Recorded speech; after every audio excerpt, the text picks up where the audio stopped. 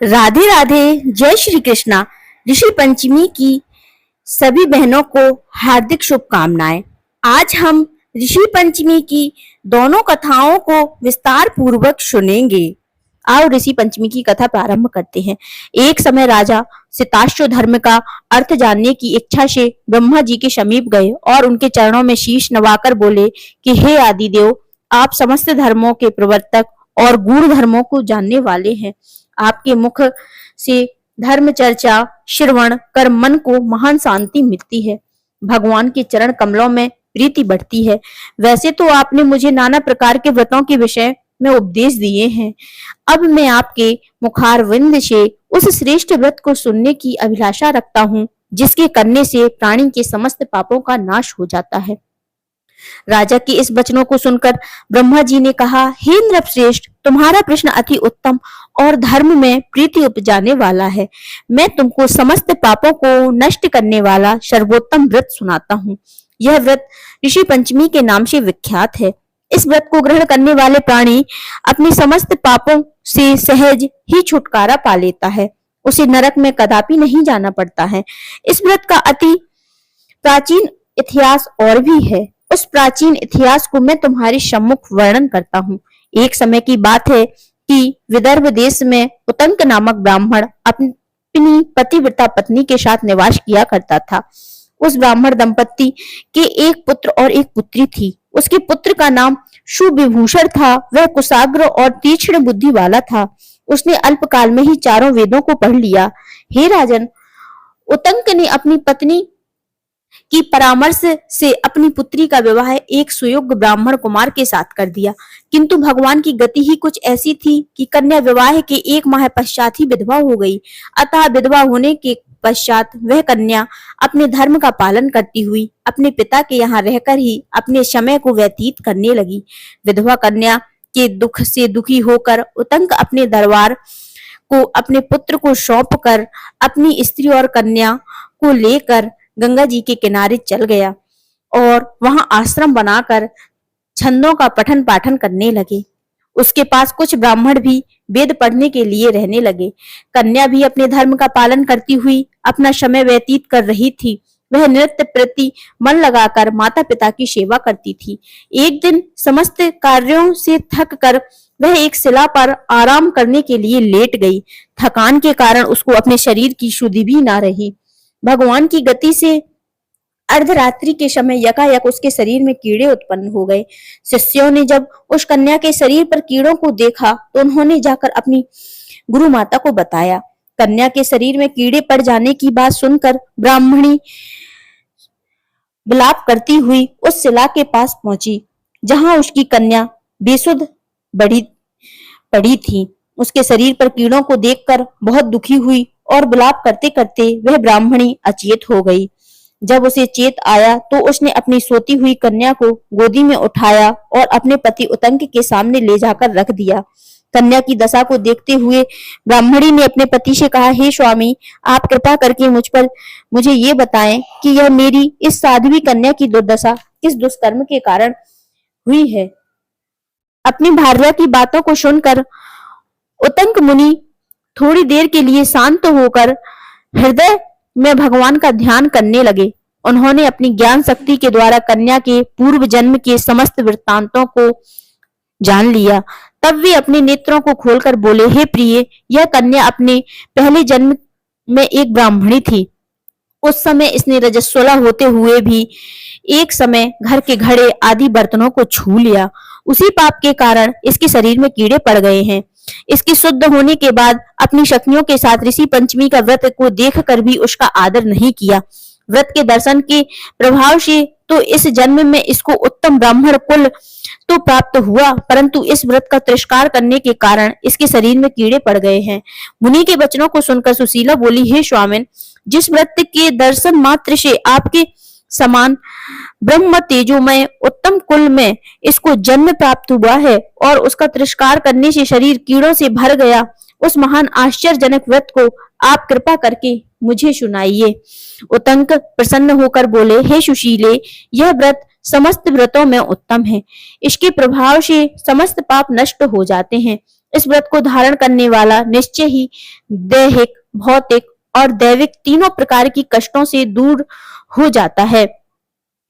व्रत को धारण करके स्त्रियां सौभाग्य को प्राप्त करती हैं। यह महान व्रत भादो मास के शुक्ल पक्ष में पंचमी को होता है। इस व्रत के प्रभाव से उसे अपने पूर्व जन्म का स्मरण रहता है। आइए अब हम ऋषि पंचमी व्रत कथा की दूसरी कहानी का श्रवण करेंगे।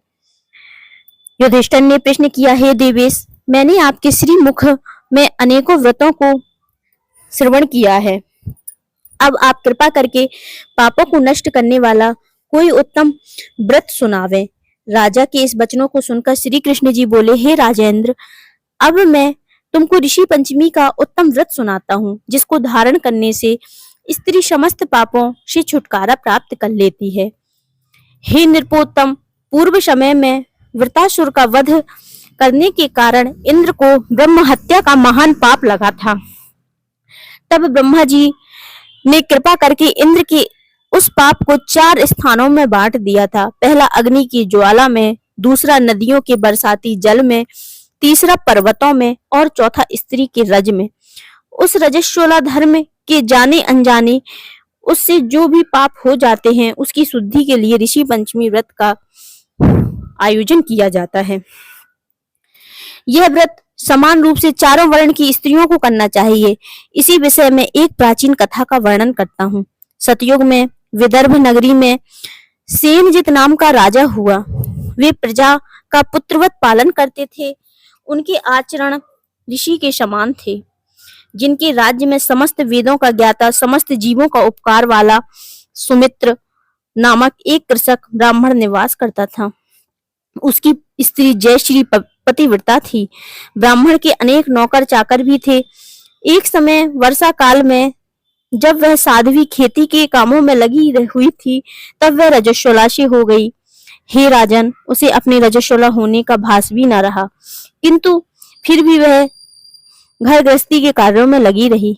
कुछ समय के पश्चात वे दोनों स्त्री पुरुष अपनी अपनी आयु भोग कर मृत्यु को प्राप्त हो गए। जयश्री अपने ऋतु दोष के कारण कुतिया बनी और सुमित्र को रजस्वला स्त्री के संपर्क में रहने के कारण बैल की योनि प्राप्त हुई। क्योंकि ऋतु दोष के अतिरिक्त इन दोनों का और कोई अपराध नहीं था, इस कारण इन दोनों को अपने पूर्व जन्म का समस्त विवरण याद रहा। वे दोनों कुतिया और बैल के रूप में रहकर अपने पुत्र सुमित के यहाँ पलने लगे। सुमित धर्मात्मा था और अतिथियों का पूर्ण सत्कार किया करता था। अपने पिता के श्राद्ध के दिन उसने अपने घर ब्राह्मणों को जमाने के लिए नाना प्रकार के भोजन बनवाए। उसकी स्त्री किसी काम से बाहर गई हुई थी। वह एक सर्प ने आकर रसोई के बर्तन में विष उड़ेल दिया। सुमित्र की माँ कुतिया के रूप में बैठी हुई यह सब देख रही थी। अतः उसने अपने पुत्र को ब्रह्म हत्या के पाप से बचाने की इच्छा से उस बर्तन का स्पर्श कर लिया। सुमित्र की पत्नी से कुतिया का यह कृत्य सहा न गया और उसने एक जलती लकड़ी कुतिया को मारी। वह प्रतिदिन रसोई में जो जूठन आदि शेष रहती थी उस कुतिया के सामने डाल दिया करती थी, किंतु उस दिन से क्रोध के कारण वह भी उसने नहीं दिया। तब रात्रि के समय भूख से व्याकुल होकर वह कुतिया अपने पूर्व पति के पास आकर बोली, हे नाथ, आज मैं भूख से मरी जा रही हूँ। वैसे तो रोज ही मेरा पुत्र खाने को देता था, मगर आज उसने कुछ नहीं दिया। मैंने सांप के विष वाले खीर के बर्तन को ब्रह्म हत्या के भय से छूकर भ्रष्ट कर दिया था। इस कारण बहू ने मारा और खाने को भी नहीं दिया। तब बैल ने कहा, हे भद्रे, तेरे ही पापों के कारण मैं भी इस योनि में आ पड़ा हूँ। बोझा ढोते ढोते मेरी कमर टूट गई है। आज मैं दिन भर खेत जोतता रहा। मेरे पुत्र ने भी आज मुझे भोजन नहीं दिया और ऊपर से मारा भी खूब है। मुझे कष्ट देकर श्राद्ध को व्यर्थ ही किया है। अपने माता पिता की इन बातों को उनके पुत्र सुमित ने सुन लिया। उसने उसी समय जाकर उनको भर पेट भोजन कराया और उनके दुख से दुखी होकर वन में जाकर उसने ऋषियों से पूछा, हे स्वामी, मेरे माता पिता किन कर्मों के कारण इस योनि को प्राप्त हुए और किस प्रकार उनसे छुटकारा पा सकते हैं। सुमित्र के उन वचनों को श्रवण कर सर्वतपा नामक महर्षि दया करके बोले, पूर्व जन्म में तुम्हारी माता ने अपने उच्च खल स्वभाव के कारण रजस्वला होते हुए भी घर गृहस्थी की समस्त वस्तुओं को स्पर्श किया था और तुम्हारे पिता ने उसको स्पर्श किया था। इसी कारण वे कुतिया और बैल की योनि को प्राप्त हुए हैं। तुम उनकी मुक्ति के लिए ऋषि पंचमी का व्रत धारण करो। श्री कृष्ण जी बोले, हे राजन, महर्षि शर्वतपा ने इन वचनों को श्रवण करके सुमित्र अपने घर लौट आया और ऋषि पंचमी का दिन आने पर उसने अपनी स्त्री सहित उस व्रत को धारण किया और उसके पुण्य को अपने माता पिता को भी दे दिया। व्रत के प्रभाव से उसके माता पिता दोनों ही पशु योनियों से मुक्ति हो गए और स्वर्ग को चले गए। जो स्त्री इस व्रत को धारण करती है वह समस्त सुखों को पाती है। बोलिए ऋषि पंचमी व्रत कथा की जय। इस प्रकार यह ऋषि पंचमी व्रत की दोनों कथाएं थीं। कैसी लगी आपको ऋषि पंचमी व्रत कथा और आप कहाँ से देख रहे हैं, कमेंट बॉक्स में जरूर बताएं।